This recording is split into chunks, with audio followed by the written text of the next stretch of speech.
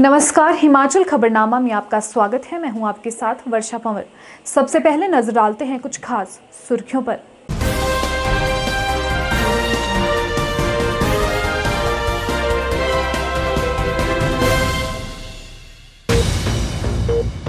राज्यपाल राजेंद्र विश्वनाथ आर्लेकर ने waste to wealth initiative के अंतर्गत ऑर्चिड शिमला द्वारा बनाई गई कलाकृति ग्रेट वॉल ऑफ शिमला का किया लोकार्पण।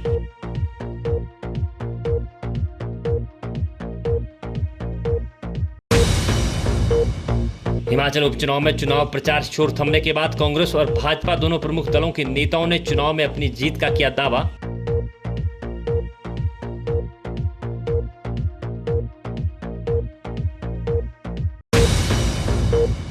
चुनाव प्रचार संपन्न होने के साथ ही दूरदराज के इलाकों के लिए पोलिंग पार्टियां हुई रवाना।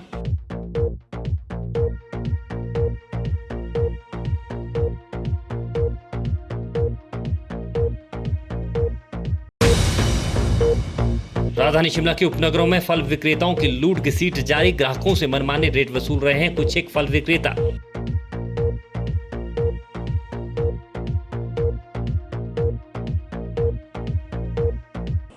सुर्खियों के बाद अब खबरें विस्तार से।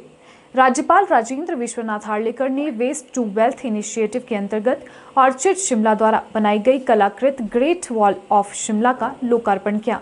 इस अवसर पर राज्यपाल ने कहा कि ऑर्चिड शिमला ने पर्यावरण संरक्षण की दिशा में एक नई शुरुआत की है और ग्रेट वॉल ऑफ शिमला के माध्यम से व्यर्थ सामग्री का कलात्मक तरीके से उपयोग करके पर्यावरण संरक्षण का संदेश दिया है। उन्होंने कहा कि आज विश्व में पर्यावरण संरक्षण को महत्व दिया जा रहा है, जबकि भारत की परंपराओं में पर्यावरण को धर्म से संबद्ध किया गया है।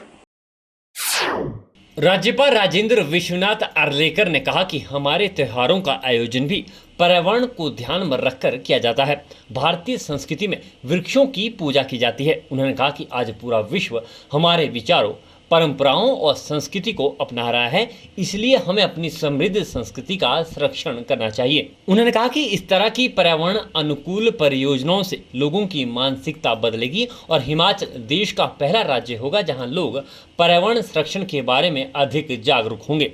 उन्होंने कहा कि पर्यावरण, पर्यटन और विकास एक दूसरे के पूरक है। उन्होंने ऑर्चिड शिमला के प्रयासों की भी सराहना की। That wall itself gives you a good संदेश कि पर्यावरण के लिए हम सबको कुछ न कुछ काम करने की आवश्यकता है, केवल आज के दिन के लिए ही नहीं। डॉक्टर विट्ठल कामत, उन्होंने ये जो होटल बनाया यहाँ, that itself gives us a message कि हम सब इको फ्रेंडली ही होना चाहिए। और उनका कहना जो है, नेचर इज़ फ्यूचर, हम सबका फ्यूचर जो है वो नेचर है।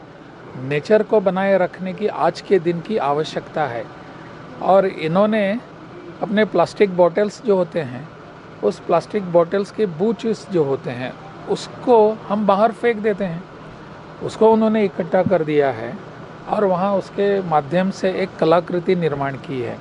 उस कला को देखने के बाद हमको लगता है कि बाहर फेंकने लायक कोई चीज़ होती ही नहीं, कि उसका हम उपयोग कर सकते हैं। यह संदेश उन्होंने हम सबको, हिमाचल वासियों को दिया है कि बाहर मत कुछ फेंकिए, उसका उपयोग कर लीजिए जो पर्यावरण के लिए आवश्यक है। बाहर फेंकने से पर्यावरण दूषित हो सकता है, तो उसको उसके तहत उसके लिए हम सबको जागरूक रहना चाहिए, ऐसा उनका कहना है। And that is the message that he has given, not my self.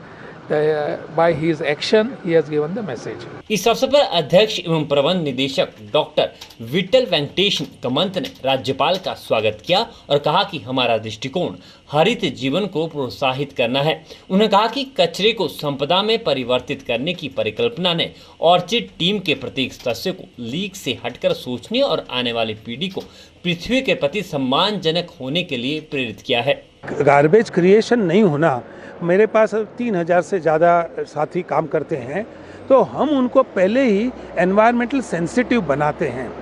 Government को यहाँ टूरिज़्म पुलिस रखने की बहुत ज़रूर है, क्योंकि इंडिया में जो क्राउड आता है वहाँ उनको डिसिप्लिन रखने का मन नहीं है।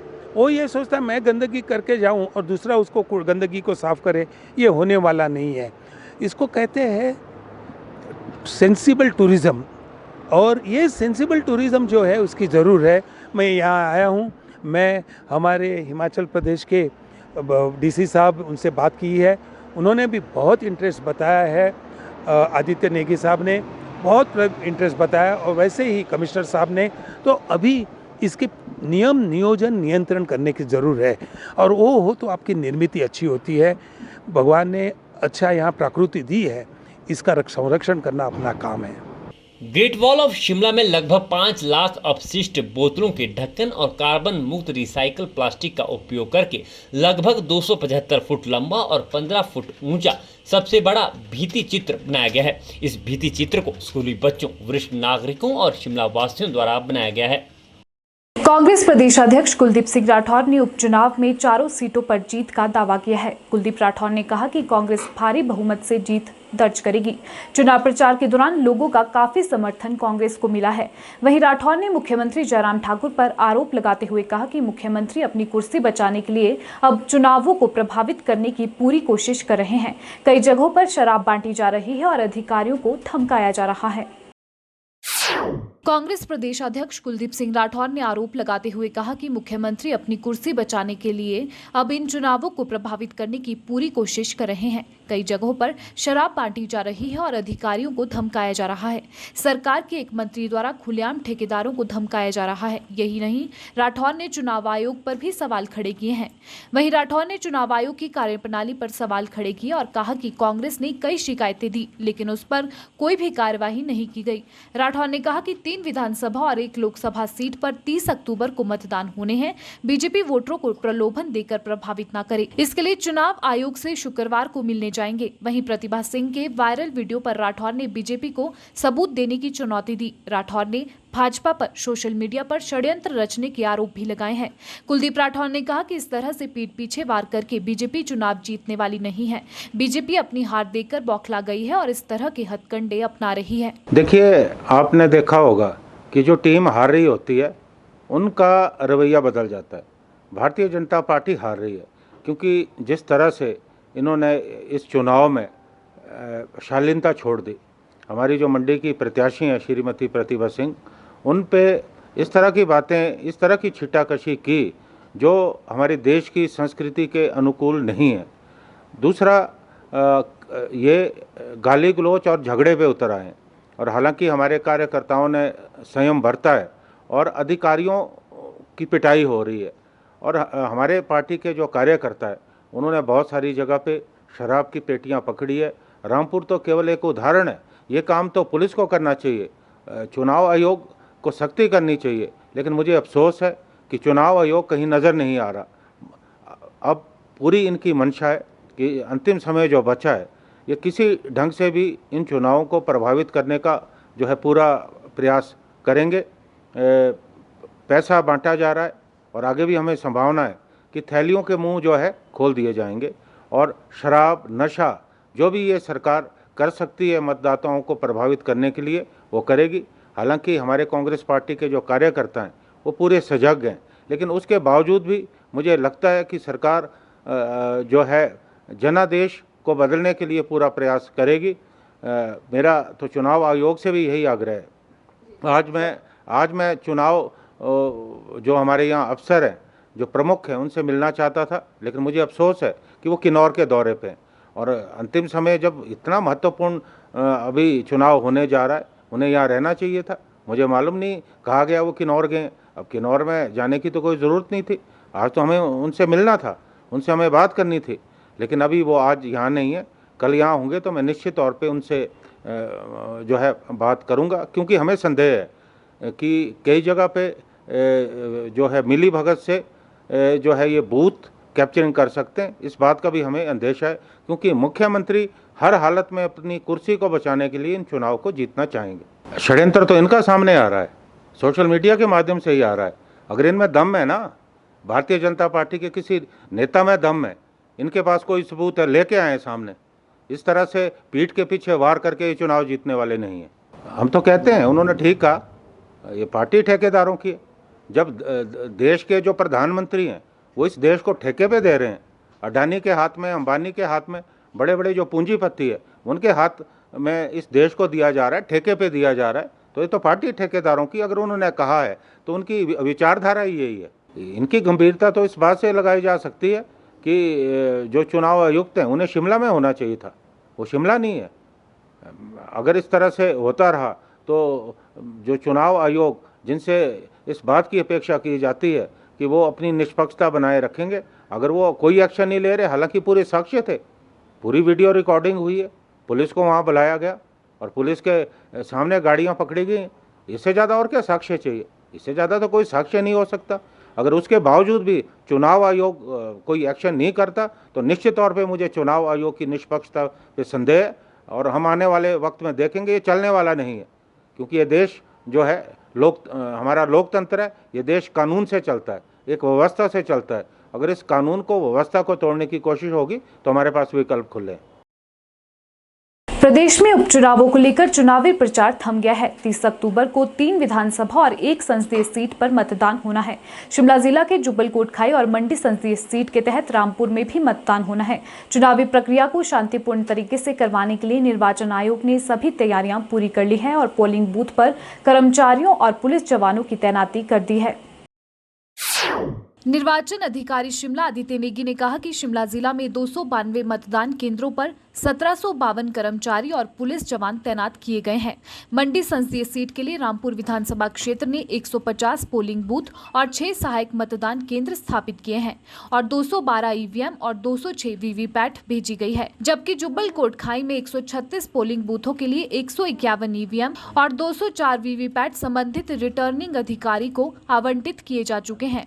जुब्बल कोटखाई में 70,792 मतदाता मताधिकार का प्रयोग करेंगे। इसमें से 35,166 पुरुष और 35,626 मतदाता महिला है, जबकि रामपुर विधानसभा में 75,000 मतदाता है। आदित्य नेगी ने कहा कि चुनावी प्रचार थम गया है और 30 अक्टूबर को मतदान करवाने को लेकर तैयारियां पूरी कर ली गई हैं और कर्मचारियों को पोलिंग स्टेशन पर भेज दिया गया है।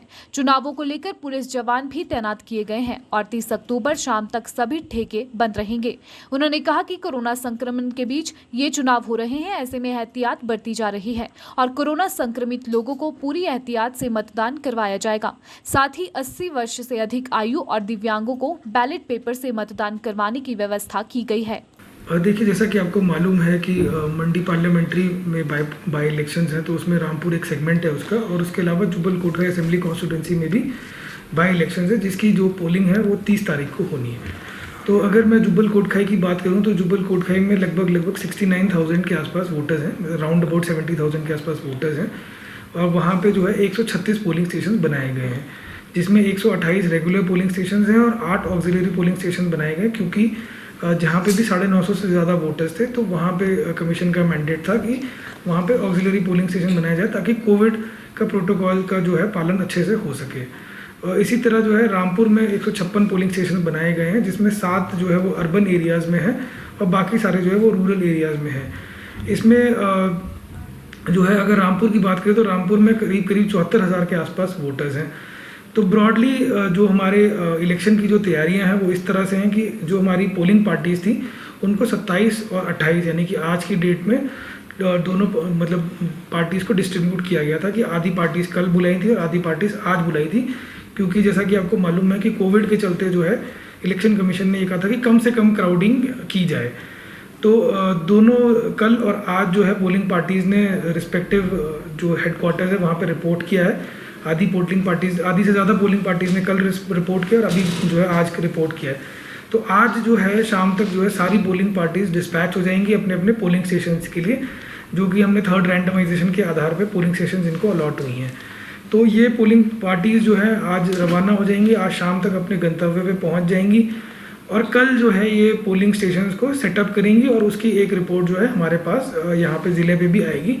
और मैं भी जो है फील्ड में जाके पोलिंग स्टेशन जो सेटअप हुए हैं और वहाँ पे जो भी चीज़ें हैं वो सारा उसका भी जो है मुआयना करूँगा। देखिए, हर पोलिंग स्टेशन पे जो है एक पुलिस का अधिकारी जो है रहता है पोलिंग पार्टी के साथ, और उसके अलावा जो जैसे क्रिटिकल और वल्नरेबल पोलिंग स्टेशन होते हैं वहाँ पे जो है एडिशनल फोर्सेज लगाई जाती हैं। तो जैसे कि मैंने आपको पहले बताया कि जुब्बल कोटखाई में 136 पोलिंग स्टेशन है और रामपुर में 156 है। तो हर पोलिंग स्टेशन के हिसाब से एक जो है वो तो टीम के साथ ही लगाए गए हैं। उसके अतिरिक्त जो ऐसे जो संवेदनशील हैं या अति संवेदनशील है वहाँ पे अलग से फोर्स की डिप्लॉयमेंट की जा रही है। इसके अलावा जो है हमारे सेंट्रल पैरामिलिट्री फोर्सेस भी जो है वो दोनों जगहों पे डिप्लॉयड है, तो वो भी जो है वहाँ पे चेकिंग कर रही हैं और व्यवस्थाएं वहाँ पे बना के रख रही हैं। जैसा कि माननीय इलेक्शन कमीशन का डायरेक्शन था कि जो लोग जो अक्षम हैं, जिनकी उम्र ज़्यादा है या जो दिव्यांगजन है, तो उनके लिए जो है पोस्टल बैलेट की जो है सुविधा इस बार स्टार्ट की गई थी। तो उसमें जो है हमारे लोग जो हैं वो दिव्यांगजनों के घर में जो बुज़ुर्ग हैं जो 80+ हैं, उनके यहाँ पे जो है पोस्टल बैलेट के लिए उनके पास गए थे और उनमें से काफ़ी लोगों ने जो है उसमें पोस्टल बैलेट के थ्रू मतदान भी किया है। जहाँ तक कोविड पॉजिटिव की बात है, तो कोविड पॉजिटिव लोग जो होंगे वो उनको जो है स्पेशली लाया जाएगा और जब वो वोटिंग करेंगे तो पीपीई किट और सैनिटाइज़र और जो ग्लव्स वगैरह है वो सारी व्यवस्था वहाँ पे की जाएगी कोविड प्रोटोकॉल के तहत। हिमाचल प्रदेश में फिर से कोरोना के मामलों में बढ़ोतरी होने लगी है। बीते सप्ताह प्रदेश में एक्टिव मामलों की संख्या घटकर 1100 के करीब पहुंच गई थी। अब ये आंकड़ा बढ़कर 1700 पार हो गया है। अगर प्रदेश में इसी तरह मामलों में बढ़ोतरी होती रही तो सरकार पाबंदियां लगाने में पीछे नहीं हटेगी। दिवाली पर अतिरिक्त छुट्टियां भी इसीलिए की गई हैं ताकि कोरोना की चेन को तोड़ा जा सके। हिमाचल प्रदेश में फिर से कोरोना के मामलों में बढ़ोतरी होने लगी है। संक्रमित विद्यार्थियों का आंकड़ा भी 600 से पार हो गया है। प्रतिदिन प्रदेश में 250 से ज्यादा पॉजिटिव केस आ रहे हैं। इसमें 50 से 70 स्कूली विद्यार्थी हैं। बताया जा रहा है कि हिमाचल में फिर से कोरोना के डेल्टा और डेल्टा प्लस वेरिएंट सक्रिय हो गए हैं। वैक्सीन की दूसरी डोज लगाने वाले लोग भी इसकी चपेट में आ रहे हैं। वहीं प्रदेश सरकार 10 नवंबर तक निगरानी कर रही है। अगर मामले नहीं घटते हैं तो ठोस निर्णय लिए जाएंगे। वहीं उपनिदेशक स्वास्थ्य सेवाएं डॉक्टर रमेश चंद ने बताया कि प्रदेश में कोरोना की संभावित तीसरी लहर से निपटने के लिए सभी तैयारियां पूर्ण कर ली गई हैं। उन्होंने बताया कि स्वास्थ्य विभाग के पास पीपी किट्स, सैनिटाइजर, मास्क और ऑक्सीजन व अन्य सामग्री उचित मात्रा में उपलब्ध है। निर्देशानुसार स्वास्थ्य विभाग जो आने वाली एक्सपेक्टेड थर्ड वेव है उसकी तैयारियां पहले ही कर ली गई हैं और हर प्रकार का सामान जैसे पीपी किट्स, मास्क, सैनिटाइजर्स, ज़रूरी दवाइयाँ, ऑक्सीजन के सिलेंडर, सभी तरह की व्यवस्था पूरे प्रदेश में कर दी गई है। और जैसा कि पिछली वेव में देखा गया था, सेकेंड वेव में पूरे देश में कई चीज़ों के लिए हाहाकार रही, लेकिन हिमाचल प्रदेश में इस तरह की कोई समस्या नहीं आई। सेकेंड वेव भी यहाँ पर बहुत अच्छे ढंग से निपट गई थी और अगर केसेस आते हैं, थर्ड वेव आती है, तो इसके लिए हमारा स्वास्थ्य विभाग, हमारी पूरे डॉक्टर्स, पैरामेडिकल स्टाफ हर तरह से तैयार है। लगातार की जा रही है पूरे प्रदेश में। हर ज़िले में निर्देश हैं कि जो सस्पेक्टेड केसेस हैं या कॉन्टैक्ट केसेस हैं उनकी लगातार जो टेस्टिंग की जा रही है। कुछ दिनों से देखा गया है कुछ स्कूलों में बच्चे पॉजिटिव आ रहे हैं। उसके लिए सरकार की तरफ से निर्देश हैं कि इस तरह के सिम्टम्स अगर आते हैं तो उनका टेस्ट किया जाए। पॉजिटिव आता है तो उसको आइसोलेट किया जाए, हॉस्पिटलाइज किया जाए ताकि और लोगों को बीमारी ना लगे। और जैसा कि सरकार ने अभी निर्णय लिया हुआ है कि जो दिवाली के आसपास जो त्योहारी सीज़न है इसमें हफ्ते भर की स्कूलों में छुट्टी कर दी गई है। जिस तरह से कुछ मामले कुछ दिनों से बढ़ रहे थे तो उम्मीद है आने वाले समय में केसेस काफ़ी कम होंगे। देश भर में लगातार बढ़ रही महंगाई से इस बार गरीब और मध्य वर्गीय परिवार से संबंध रखने वाले लोगों का त्योहारी सीजन फीका रहने वाला है। खाद्य वस्तुओं के बाद अब रेडीमेड गारमेंट्स के आसमान छू रहे दामों से खरीदारी करना आम लोगों की पहुंच से बाहर हो गया है। वहीं रही सही कसर सब्जियों और फलों के दामों ने पूरी कर दी है। आलम यह है कि शिमला के सब्जी मंडी में बिक रही सब्जियों और फलों के दामों और शहर के साथ लगते उपनगरों के दामों में काफी अंतर है। पहले से ही महंगाई की मार झेल रहे लोगों को अब फलों और सब्जियों के मनमाने दामों से परेशानी झेलनी पड़ रही है। शिमला शहर और साथ लगते उपनगरों में कुछ एक सब्जी और फल विक्रेता ग्राहकों से मनमाने रेट वसूल रहे हैं। इन लोगों के मनमाने के आगे प्रशासन और आम जनता बेबस नजर आ रही है। कुछ एक फल विक्रेताओं ने तो रेट लिस्ट तक नहीं लगा रखी है। ऐसा नहीं है कि सभी विक्रेता नियमों को दरकिनार कर रहे हैं, लेकिन कुछ एक फल विक्रेताओं की लूट खसीट से स्थानीय लोग परेशान हैं। शिमला की संचौली से इस तरह की ज्यादा शिकायतें आ रही हैं। फल विक्रेताओं की मनमर्जी से परेशान और नाराज महिलाओं ने संबंधित विभाग से ऐसे फल विक्रेताओं के खिलाफ नियमानुसार कार्रवाई करने की मांग की है। जिससे रेट रेट लगा रहे हैं। इनके पास कोई रेट लिस्ट नहीं है और कोई अप्रूव्ड वो नहीं है, इनके पास ऑथेंटिक प्रूफ नहीं है, अपनी मर्जी से रेट लगाए जा रहे हैं। प्रशासन से हम ये मांग करते हैं कि इनके पास डेली जो है कोई रेट लिस्ट होनी चाहिए और इनके प्रति कोई कार्रवाई की जानी चाहिए। नहीं, मेरे को यही कहना है कि रेट लिस्ट लगनी चाहिए। जब ऑर्डर हैं तो सब्जियों वालों को भी और फ्रूट वालों को सभी को लगानी चाहिए। यहाँ जनता का भी फायदा है, हमारा भी है और फ्रूट वालों का भी है।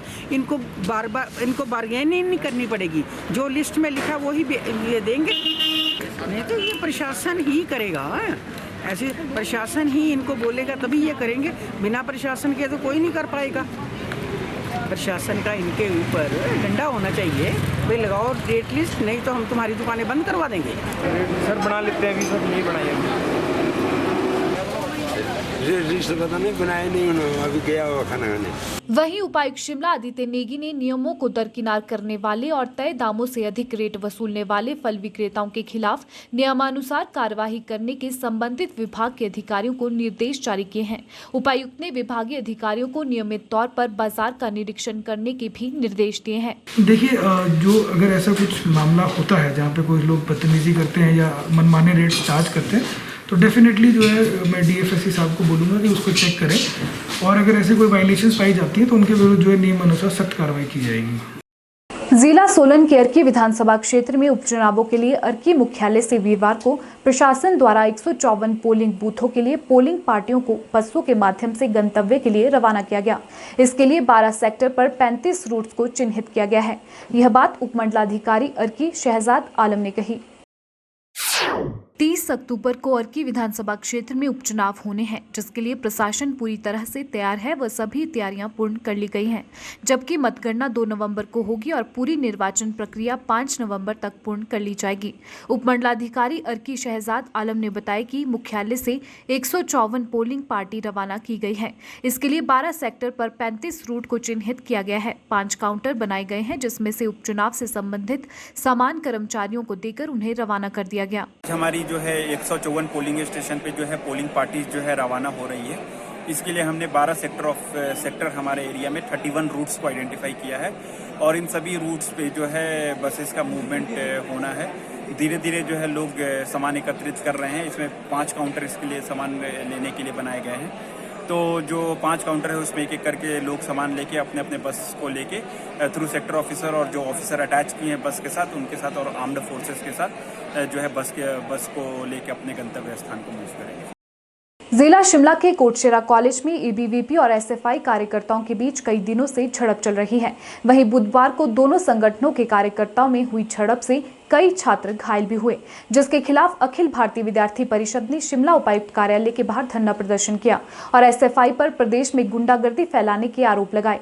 एबीवीपी के प्रदेश मंत्री विशाल वर्मा ने बताया कि एसएफआई के कार्यकर्ता कॉलेज में शैक्षणिक माहौल को खराब करने का काम कर रहे हैं। उन्होंने कहा कि वे प्रदेश के शैक्षणिक संस्थानों में किसी तरह की हिंसा नहीं चाहते। ऐसे में उन्होंने पुलिस विभाग से गुंडागर्दी फैलाने वालों का बिल्कुल भी संरक्षण न करने और ऐसे लोगों के खिलाफ सख्त कार्रवाई अमल में लाने की मांग की है।